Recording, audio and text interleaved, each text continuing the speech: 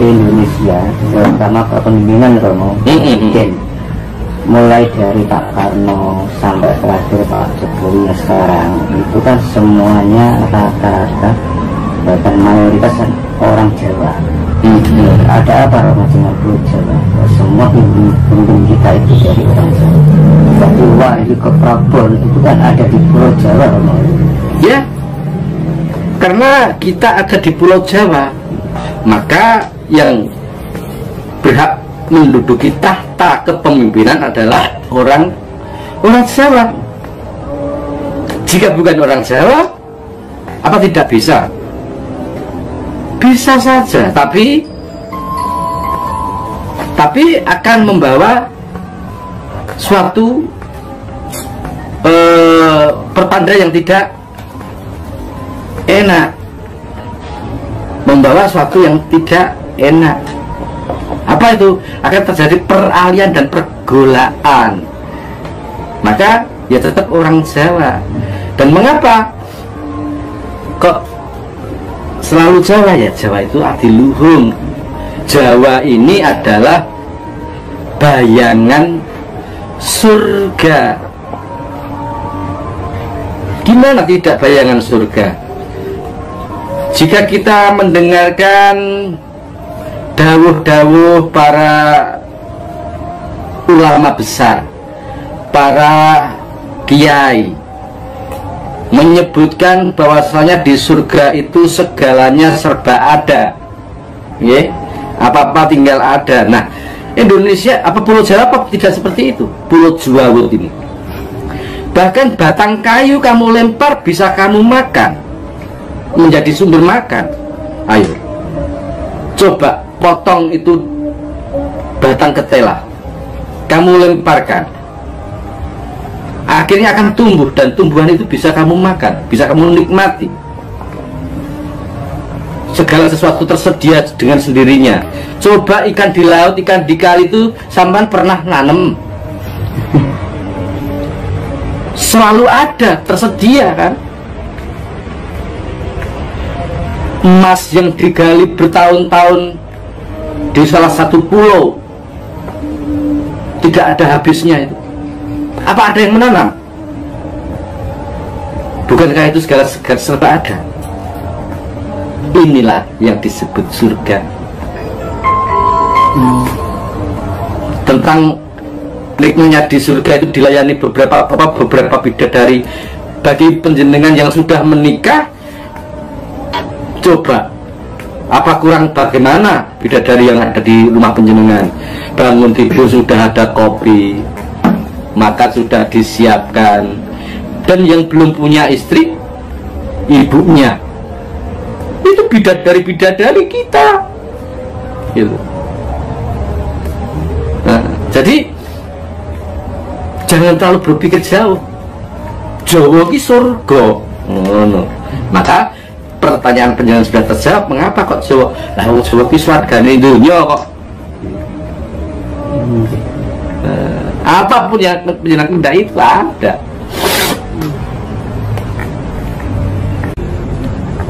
Di dalam itu Romo, di Ramalan Joyoboyo itu kan salah satunya ada kata-kata kali ilang peduli, pasar ilang komandange.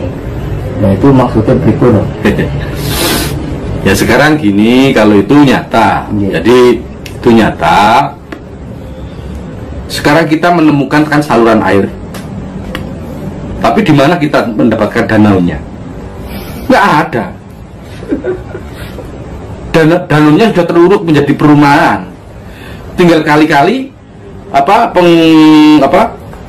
untuk aliran agar air hujan tidak mambek atau tidak berhenti gitu aja, ya kan? Kali hilang gedungnya, terus apa tadi pasar hilang kumandangi. Kalau dulu penjenengan monggo dimanapun penjenengan berada, pasti pada saat pasaran hari tertentu di situ ada penjual obat, penjual apa yang menawarkan dagangannya. Nah, sekarang gembremjeng itu sudah hilang karena apa? Segala sesuatu dikemas di toko-toko masing-masing. Itu. Bahkan pasar rakyat sudah tergantikan dengan swalayan, supermarket, dan pasar-pasar yang lainnya. Pasar tradisi sepi, tidak berkumandang seperti dulu. Wah, ramai dulu. Kalau mungkin hanya sekarang itu masih ada, kalau penjenengan jalan-jalan di Solo ya, di Solo atau tepatnya di Pasar Klewer, itu ada masih di speaker itu disuarakan itu. Monggo bat kadas, bat kurap dan sebagainya itu ada, tapi itu kaset itu. Iya, itu ada. Jadi dulu setiap pasar pasti ada penjual yang menawarkan dagangannya seperti. Sekarang tidak. Bahkan semakin lama semakin penawaran itu sudah tidak bersuara. Kenapa? Cukup lewat HP. Golek mencari apa saja ada. Ini kan pedagang-pedagang onlinean itu tinggal tekan mau apa, COD apa. Ya. Terus ini Romo, terkait ramalan Joyoboyo. Seperti di Sidoarjo kan terjadi lumpur, sampai sekarang kan nggak bisa ditanggulangi. Ya. Saya pernah baca di ramalan Joyoboyo, bahwa Surabaya akan tenggelam. Akan tenggelam. Apakah termasuk lumpur ini salah satu bukti Romo untuk ramalan Joyoboyo? Ya, kalau itu sudah nyata kan. Jadi gini ya, untuk lumpur Lapindo itu kan daerah lumpur Lapindo atau di wilayah Sidoarjo itu di desa apa itu yang namanya itu Porong ya, Porong. Nah, itu kan karena dulu dikenal dengan salah satu kerajaan Yawastino. Jadi di Porong itu dulu ada kerajaan besar bernama Yawastino. Ratunya bernama Darmokusumo Darmosarono. Dua bersaudara ini terah dari Parikesit. Konon ceritanya seperti itu. Nah, suatu saat si Sang Prabu Darmokusumo Darmosarono ini menikah dengan Dewi Pramesti dan Sukesi, putri daripada Sri Aji Joyoboyo. Itu. Nah, di saat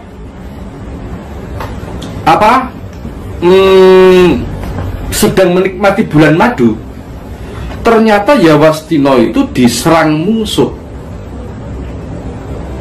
sehingga Sang Prabu Darmokusumo Darmosarono dan Joyokusumo ini melawan para pemberontak itu hingga akhirnya memenangkan peperangan.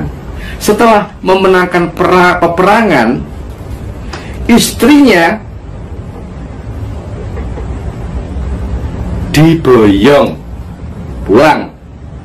Sesampai di rumah menyampaikan kabar gembira bahwa Sang Pramesti dan Sukesi ini hamil. Lah, Darmokusumo Darmosarono ini tidak terima. Lalu saya perang kok istri saya hamil, siapa yang menghamili? Nah, tadinya kan sudah dikumpuli, ya otomatis kan itu kan. Nah, karena terbakar api cemburu, Dewi Pramesti dan Sukesi dipulangkan. Itu. Sesampai dipulangkan, Sri Aji Joyoboyo marah, tidak terima. Darmokusumo Darmosarono, kamu sudah menyalahi kuasamu. Kamu menganggap paling kuasa, kamu menganggap paling dikdaya. Maka pada detik ini saya mintakan kepada Sang Pencipta sungsang bawono balik Yawastina.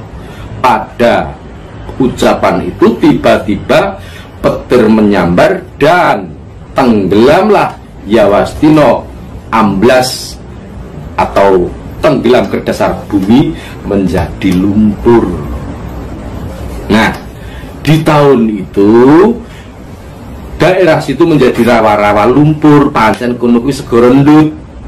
Nah, karena menjadi lautan itu tadi, Sang Prabu merasa berdosa menancapkan mustikaning bumi. Mustikaning bumi kuwi aja sampai geser, aja sampai ngalih. Yen to ngalih ning kene besok bakal kelep.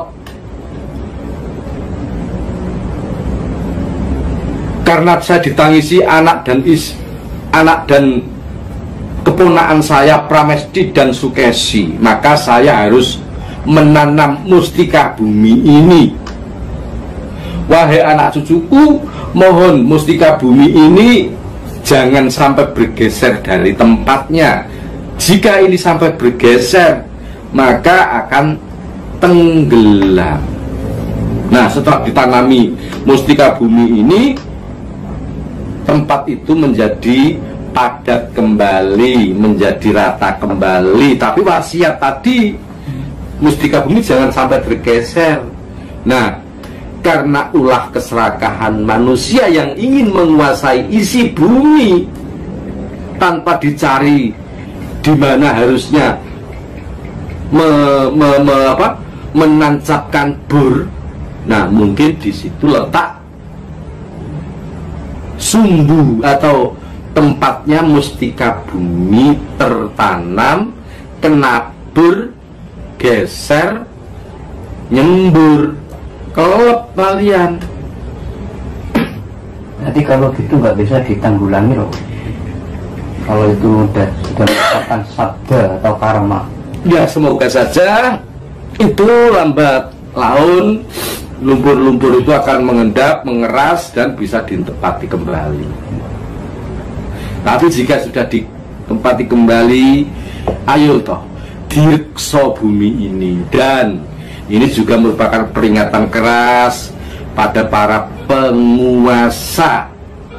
Artinya penguasa bukan hanya penguasa kerajaan, bukan hanya penguasa negara, bukan hanya penguasa wilayah, tapi juga penguasa modal. Khususnya penguasa modal, jangan mentang-mentang duit akeh terus ngongkon iki dibur kayak digraji kayak diketok. Segala sesuatu itu ada